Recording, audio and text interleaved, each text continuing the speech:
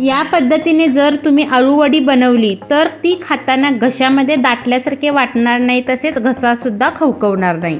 याकरिता मी गावाकडे जी अळूची पानं मिळतात ती घेतलेली आहेत, स्वच्छ धुवून घेतलेत। त्यानंतर त्याच्या शिरा मोडून घ्यायच्या आहे लाटण्याने। एका मिक्सरच्या भांड्यामध्ये मूठभर कोथिंबीर घेतली, 8 ते 10 लसणाच्या पाकळ्या, हिरव्या मिरचीचे तुकडे आणि आल्याचे तुकडे घालून मिक्सरच्या भांड्यामध्ये जाडसर पेस्ट करून घेतली। त्यानंतर 1.5 वाटी बेसनचं पीठ घेतलेलं आहे। त्यामध्येच अळूवडी कुरकुरीत होण्यासाठी मी या ठिकाणी पाव वाटी तांदळाचं पीठ वापरलेलं आहे। त्यानंतर 1 चमचा आलं, लसूण, कोथिंबीर आणि मिरचीची पेस्ट, 2 मोठे चमचे पांढरे तीळ वापरलेले आहेत। धन्याची आणि जिऱ्याची पावडर 1 चमचा,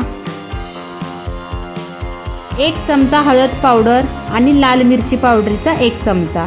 या ठिकाणी तुम्ही लाल मिरची पावडर कमी किंवा जास्त या प्रमाणात तुम्ही घेऊ शकता। त्यानंतर 1 चमचा मीठ, अर्धा चमचा हिंग पावडर घेतलेली आहे। यामध्ये चिंच आणि गुळाचं पाणी अर्धी वाटी घातलेलं आहे आणि हे घालणं गरजेचं आहे, कारण चिंच आणि गुळाचं पाणी घातल्यामुळेच तर अळूवडी खाताना घशामध्ये खवखवत नाही, तसेच खातेवेळी ती घशामध्ये दाटत सुद्धा नाही। त्यामुळे चिंच आणि गुळाचं पाणी घालणे गरजेचं आहे। त्यानंतर याच्यामध्ये थोडं थोडं पाणी घालून अगदी व्यवस्थितपणे मिश्रण मिक्स करून घेतलेलं आहे। जास्त घट्ट किंवा जास्त पातळ असं करायचं नाही। हे मिश्रण तुम्ही बघू शकता, अशा प्रकारे हे मिश्रण बनवून घ्यायचं। त्यानंतर अळूच्या पानाला हे व्यवस्थितपणे पातळसर बेसनचं पिठाचा थर लावून घ्यायचा आहे। जास्त दाटसर असं बेसनचं पीठ लावून घ्यायचं नाही।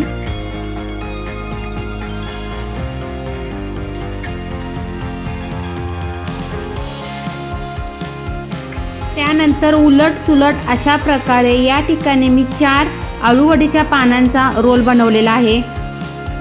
दुसरा आपण जे अळूवडीसाठीचं जे पान लावून घेतो ते उलट घ्यायचं आहे, म्हणजे उलट सुलट अशा पद्धतीने सर्व पानांना अगदी व्यवस्थितपणे पातळ असा थर बेसन पिठाचा लावून घ्यायचा आहे।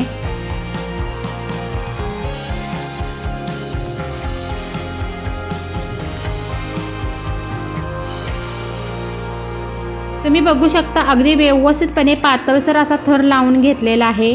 त्याच्यानंतर रोल बनवण्यासाठी या ठिकाणी दोन्ही बाजूची जी पानं आहेत ती अगदी व्यवस्थितपणे चारही बाजूंची पानांना पीठ बेसनचं लावून घ्यायचं। यामुळे काय होतं, आपण जो बेसन पिठाचा जो रोल बनवतो अळूवडीचा, हा पूर्णपणे घट्ट बनतो, पॅक होतो।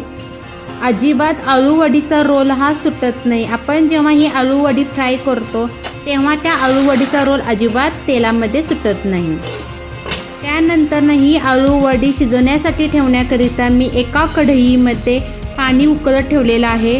त्यानंतर चाळणीला अशा प्रकारे तेलाचा हात लावून घ्यायचा आणि त्याच्यामध्ये ही अळूवडी अगदी शिजण्यासाठी ठेवायची आहे।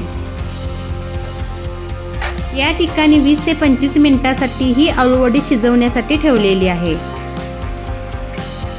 तुम्ही बघू शकता की अळूवडी शिजलेली आहे, अजिबात हाताला सुद्धा चिटकत नाही। त्यानंतर ही अळूवडी थंड करण्यासाठी ठेवायची आहे।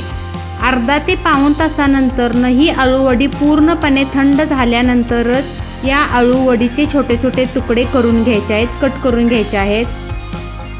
या ठिकाणी तुम्ही ही अळूवडी शॅलो फ्राय करू शकता किंवा तुम्ही डीप फ्राय सुद्धा करू शकता।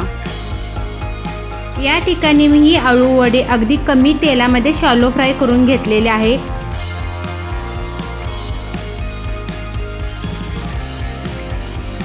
अगदी 5 ते 6 मिनिटांसाठी मंद गॅसवरती ही अळूवडी तापलेल्या तेलामध्ये सोडायची आहे, आणखी खरपूस होईपर्यंत भाजून घ्यायची आहे। तुम्ही बघू शकता की ह्या अळूवडीला किती अप्रतिम आणि सुंदर असा कलर आलेला आहे। तसेच या ठिकाणी आपण पांढऱ्या तिळाचा वापर केल्यामुळे त्या पांढऱ्या तिळामुळे तरी ही अळूवडी खूपच अप्रतिम अशी दिसत आहे। तर तयार झाली बघा खाण्यासाठी मस्त कुरकुरीत आणि खमंग अशी अळूवडी।